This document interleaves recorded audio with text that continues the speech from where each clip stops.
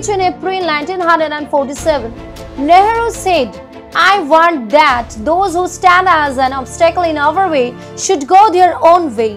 Likewise, the British realized that they had lost any remaining vestiges of control and began to speed up their exit strategy. On the afternoon of February 20, 1947, the British Prime Minister Clement Attlee announced before Parliament that British rule would end on a date not later than June 1948. If Nehru and Jinnah could be reconciled by then, power would be transferred to some form of central government for British India. If not, they would hand over authority in such other way as may seem most reasonable and in the best interest of the Indian people.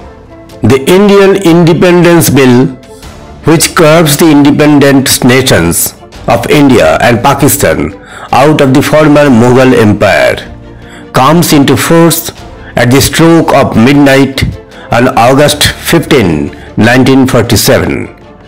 The long-awaited agreement ended 200 years of British rule and was hailed by Indian independence leader Mohandas Gandhi as the noblest act of the British nation.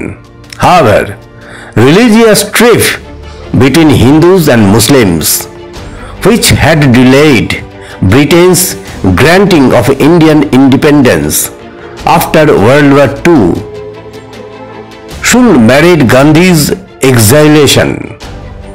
In the northern province of Punjab, which was sharply divided between Hindu-dominated India and Muslim-dominated Pakistan, hundreds of people were killed in the first few days after independence. In March 1947, a glamorous minor royal named Lord Louis Mountbatten flew into Delhi as Britain's final viceroy. His mission to hand over power and get out of India as quickly as possible. A series of disastrous meetings with an intransigent Jinnah soon convinced him that the Muslim League leader was a psychopathic case impervious to negotiation. Worried that if he didn't move rapidly, Britain might, as Hajari writes, end up referring a civil war. Mountbatten deployed his considerable charm to persuade all the parties to agree to partition as the only remaining option.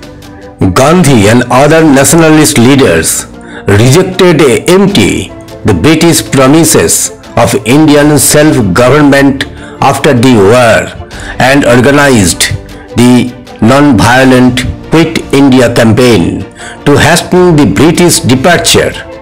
British colonial authorities responded by jailing Gandhi and hundreds of others. Anti-British demonstrations accelerated after the war, and in 1947, the Indian National Congress reluctantly accepted the creation of Pakistan to appease the Muslim League and conclude the independence negotiations.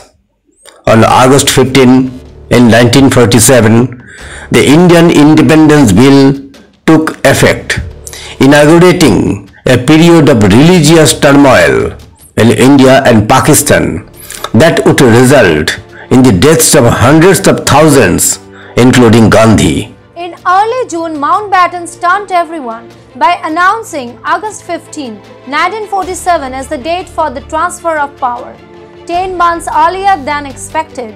The reasons for this haste are still the subject of debate, but it is probable that Mountbatten wanted to shock the quarreling parties into realizing that they were hurtling toward a sectarian precipice. However, the rush only exacerbated the chaos. Cyril Ratcliffe, a British judge assigned to draw the borders of the two new states, was given barely 40 days to remake the map of South Asia.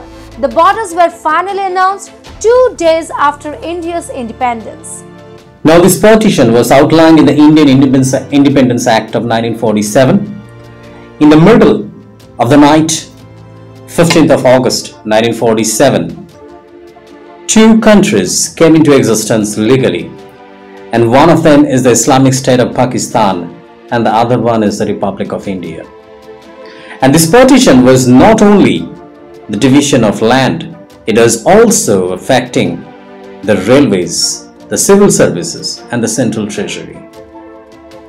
And to be very honest, this is the partition which is the reason behind the displacement of around 10 to 20 million people in both sides of the border.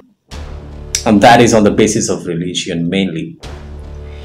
Huge amount of looting started in and across the areas where the refugees were staying or where the refugees were relocated. Some people saved their lives, some were not able to save their lives. Some people saved their families, some were not able to save their family.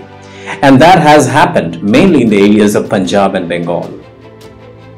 And this is how this story of independence has shaped the history and the complete geography of this region. We would request everyone to hear it out, understand how our country was at that point of time.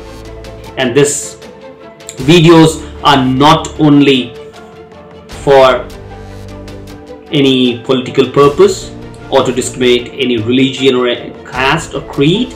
However, this is a fact what exactly happened with Dr. Shyama Prasad Mukherjee, who was a national leader of India. We request everyone to share it as much as you can.